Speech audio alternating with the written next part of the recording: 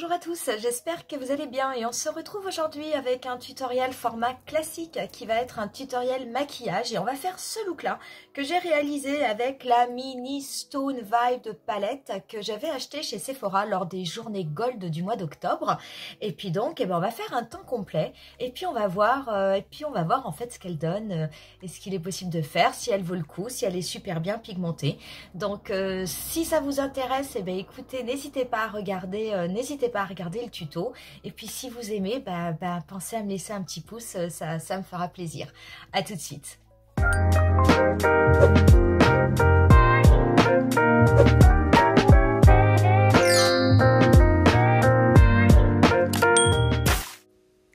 On va commencer par le teint et aujourd'hui ce sera le Dior Forever en teinte 2N et je vais l'appliquer avec un pinceau visage de la marque Real Techniques. Donc j'aime beaucoup ces pinceaux. D'abord, ce sont des pinceaux synthétiques, ce sont des pinceaux qui ne sont pas très chers et je trouve vraiment qu'ils sont d'une excellente qualité. Donc c'est vrai que celui-là je l'aime beaucoup parce qu'il a un poil relativement court, il est assez dense et ça permet de bien appliquer le fond de teint au pinceau et surtout de ne pas laisser de traces sur la peau. Pour ce qui est de l'anti-cerne, aujourd'hui je vais appliquer le Boing Cakeless de chez Benefit. Donc le mien il est en teinte 3 et c'est un anti-cerne que je vous avais présenté dans la revue parce que c'est vrai que pour ce qui est des très hautes couvrances, il fait partie des anti-cernes que j'utilise régulièrement. Donc je vais en appliquer sur toutes les zones de mon visage où je mets habituellement de l'anti-cerne et je vais également en mettre un petit peu au niveau de ma paupière mobile, comme ça cela me servira de base. Après pour l'estomper, je vais prendre ma petite éponge en microfibre donc qui me permet de bien travailler mon anti-cerne et qui aide également à avoir un côté un petit peu plus floutant.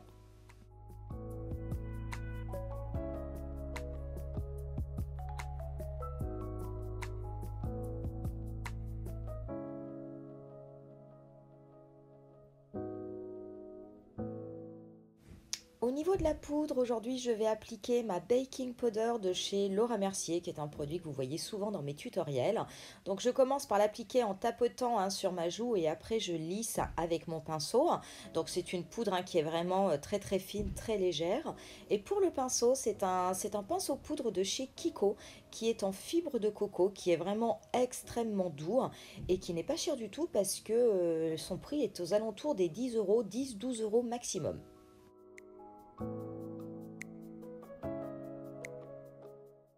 Pour mes sourcils, je vais appliquer aujourd'hui le Clear Brow Gel de chez Anastasia Beverly Hills. Donc c'est un gel à sourcils mat. Il n'est absolument pas teinté, mais il va permettre au moins à mes sourcils d'être bien disciplinés et surtout de les plaquer. On va passer ensuite au bronzer et je vais appliquer un bronzer de chez Kiko. Malheureusement, je ne vais pas vous le présenter parce que je suis allée vérifier sur le site et c'est un bronzer qui ne se fait plus. C'était une collection éphémère de l'été. Mais bon, sachez que si vous avez un bronzer tel que le Hoola ou n'importe quel autre bronzer que vous utilisez habituellement, bien entendu, ça fait parfaitement le job.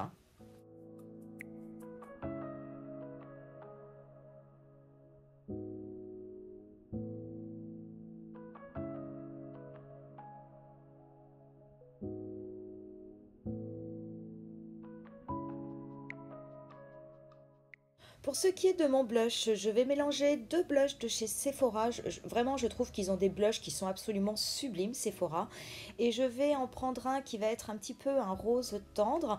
Et je vais le mélanger avec un blush rose qui va être d'une couleur un petit peu plus pastèque, un petit peu plus soutenue. Et je vais l'appliquer du coup avec un pinceau blush de Real Techniques.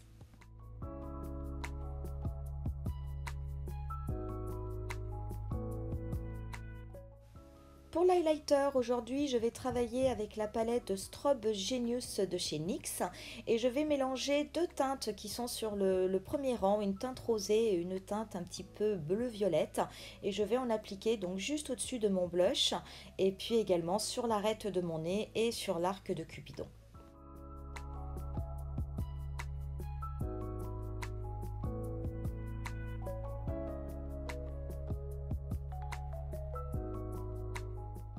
Et on va pouvoir passer aux yeux avec la palette Mini Vibes. Et je vais tout d'abord prélever la teinte Optimiste avec un gros pinceau fluffy.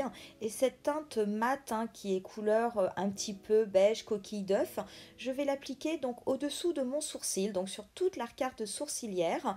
C'est une teinte qui va me permettre déjà d'uniformiser le haut de ma paupière et surtout qui va m'aider à mieux dégrader mes fards tout à l'heure.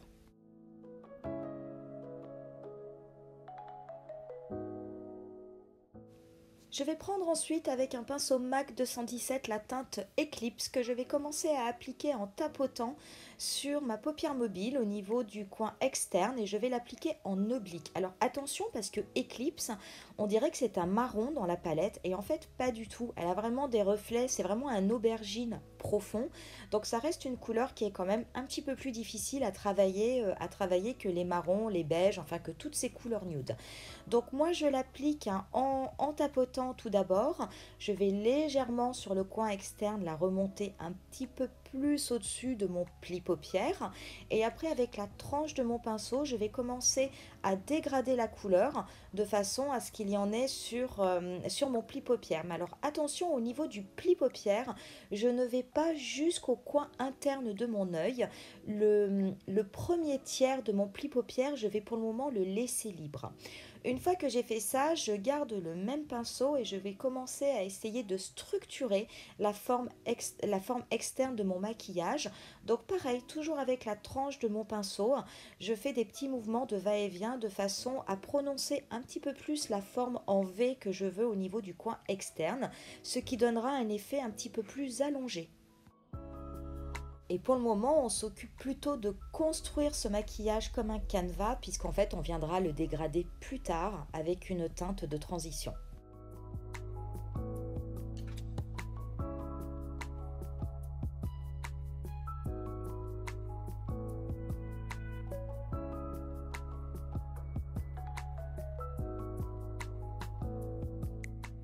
Une fois que la forme me convient en haut, je reprends le même pinceau et un petit peu de fard Eclipse et je vais m'occuper du ras de cils inférieur, mais alors je vais déposer de la matière que jusqu'à la moitié de mon ras de cils et je fais bien attention sur le coin externe à bien le connecter avec la forme en V que j'ai construite juste en haut.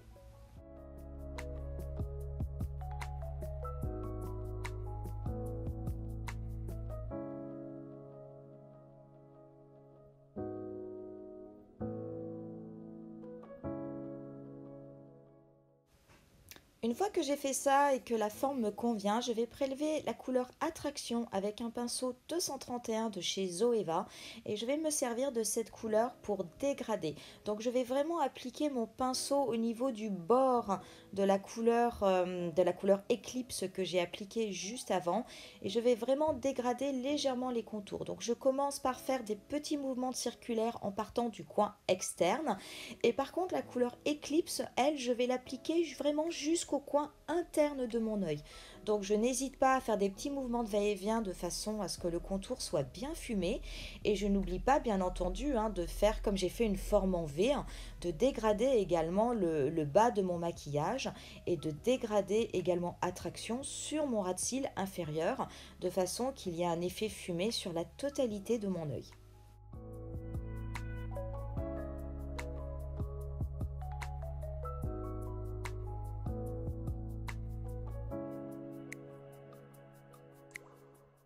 Je vais appliquer les fards irisés avec du Fix Plus pour les travailler mouillés et avec un pinceau plat, un pinceau ombreur plat, je vais prélever la teinte Seeker qui est une teinte bleue avec des reflets un petit peu pailletés violet.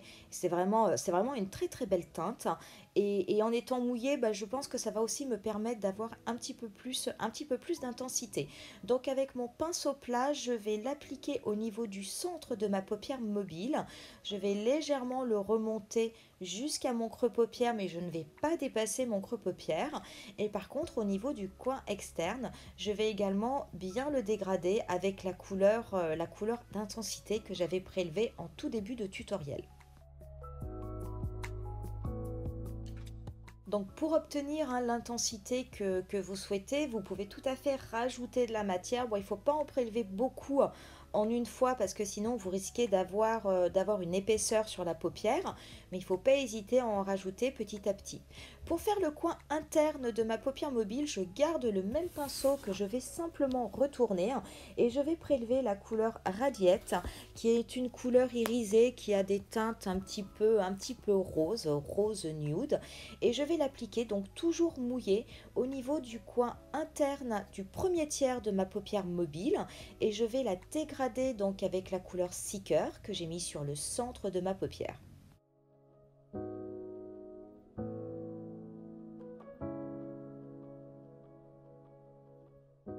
Je reste avec la couleur Radiette et cette fois-ci je vais prendre un pinceau 230 de chez Zoeva et je vais m'en servir pour faire mon ras de cils inférieur, et je vais en appliquer sur la première moitié qui était restée libre tout à l'heure, tout en pensant bien à la dégrader avec la couleur que j'avais mis sur la moitié extérieure. Je prends ensuite mon MAC 217 qui m'avait servi à appliquer Eclipse et sans prélever de matière, je m'en sers de façon à bien dégrader la couleur Seeker que j'ai appliquée juste avant. Je vais prendre ensuite le pinceau pour les yeux de chez MAC qui est en teinte prunella. Donc c'est vraiment une couleur qui va être un petit peu prune marron. Donc qui se mariera très très bien avec entre autres la teinte Eclipse qui est notre teinte d'intensité. Et je vais l'appliquer au niveau de ma muqueuse inférieure et supérieure.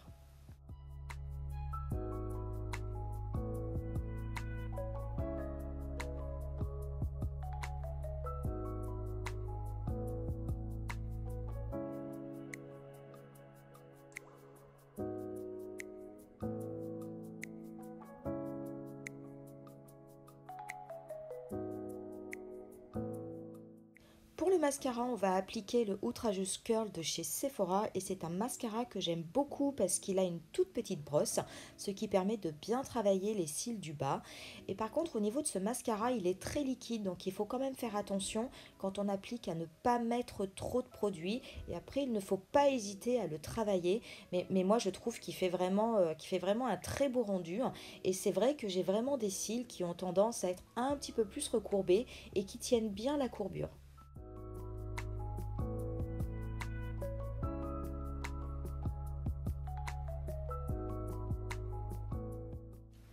Pour les lèvres, on va appliquer aujourd'hui un gloss de chez Sephora et ce sera la teinte numéro 2 de la série Outrageous Plump. Et c'est un gloss qui a un petit goût mentholé, qui est un petit peu collant. Mais par contre, c'est vrai que moi j'aime beaucoup les teintes qui sont sorties dans cette série. Pour apporter un petit peu plus d'effet, que ce soit irisé comme sur les yeux, je vais appliquer le Vice Special Effects en teinte Fever de chez Urban Decay que je vais déposer au niveau du centre de mes lèvres de façon à apporter des petits reflets duochrome. Et une fois qu'on aura fait ça, écoutez, on en aura terminé avec ce tutoriel.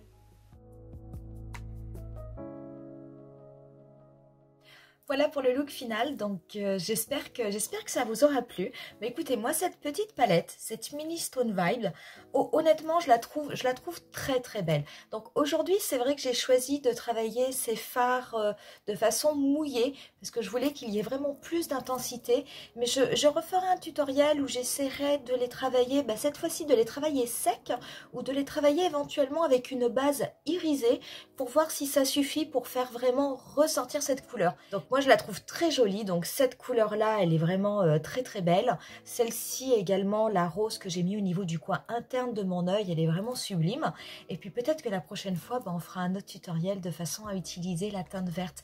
Donc je ne sais pas si vous l'avez ou si éventuellement vous avez la palette en gros format, puisque ce sont d'autres teintes qui sont dans la Stone Vibes.